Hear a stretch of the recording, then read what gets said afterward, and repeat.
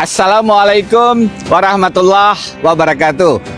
Saya sedang ada di kota Melbourne, baru selesai sidang di Supreme Court of Victoria, Australia. Hari ini saya akan memberikan sedikit komentar atas berjalannya proses pemeriksaan Roy Suryo sebagai tersangka di Kepolisian Republik Indonesia. Akhirnya saya memutuskan untuk menjadi bagian kuasa hukum dalam kasus tersebut.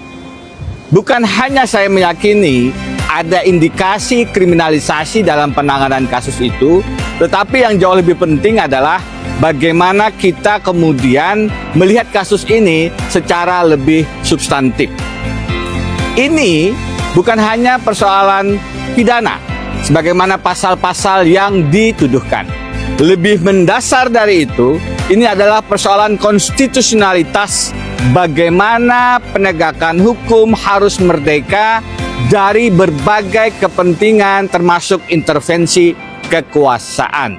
Di negara sebagaimana Australia, alhamdulillah saya punya izin praktek bukan hanya di Indonesia, tapi di Australia, sehingga bisa membandingkan penegakan hukum di dua negara. Di negara yang lebih demokratis sebagaimana Australia, kemandirian, kemerdekaan, kekuasaan kehakiman adalah prinsip yang dijaga dengan sangat teguh. Di negara yang lebih tidak demokratis, sebagaimana negara Konoha misalnya, persoalan kemandirian dan kemerdekaan kekuasaan kehakiman ini adalah hal yang sekarang sangat banyak dilanggar. Dan saya berpendapat, persoalan tersangkanya Roy Suryo dan kawan-kawan bukan semata masalah ijazah palsu mantan Presiden Jokowi atau hanya pidana. Lebih mendasar dari itu adalah isu konstitusionalitas yang harus sama-sama kita hormati jika ingin menjadi bangsa yang besar. Saya memutuskan menjadi kuasa hukum karena ingin menegaskan tidak boleh ada penggunaan kekuasaan yang kemudian membungkam sikap kritis dari orang-orang, bahkan jika berhadapan dengan mantan presiden sekalipun. Karena itu, saya memutuskan untuk menambah perspektif hukum tata negara, bidang yang saya geluti, politik hukum, bagaimana kemudian relasi kekuasaan dengan hukum, tanpa kemudian mengenyampingkan isu-isu hukum pidananya. Tata negara dan politik penegakan hukum adalah perspektif yang harus diletakkan sebagai pondasi dasar pada saat kita melihat dan menganalisis masalah ini. Karena apa? Karena mantan Presiden Jokowi telah menunjukkan bagaimana beliau merusak tatanan demokrasi, terutama di masa-masa akhir jabatannya. Cawe-cawe dalam Pilpres 2024. Kemudian adanya putusan 90 yang menjadikan Gibran memenuhi syarat sebagai calon wakil presiden adalah bentuk-bentuk pelanggaran konstitusi yang sekarang berlanjut dengan mentersangkakan warga negara yang bersikap kritis terkait dugaan ijazah palsunya.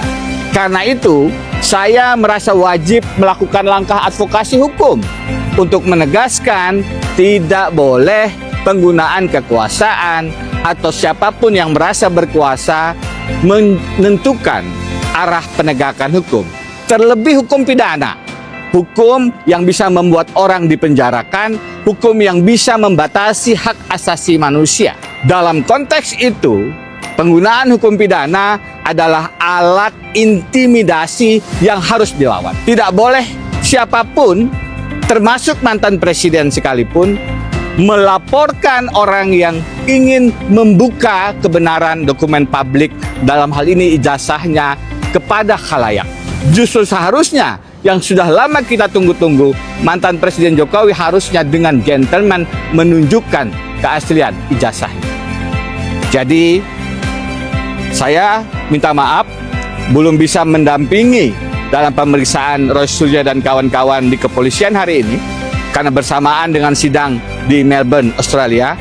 Tetapi insya Allah saya akan terus membersamai melakukan perlawanan terhadap penyalahgunaan kekuasaan yang mengintimidasi, yang mengintervensi penegakan hukum, apalagi hukum pidana di tanah air.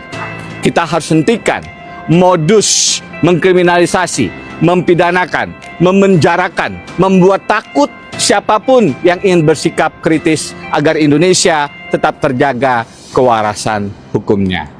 Saya Denny Indrayana, terima kasih. Assalamualaikum warahmatullahi wabarakatuh.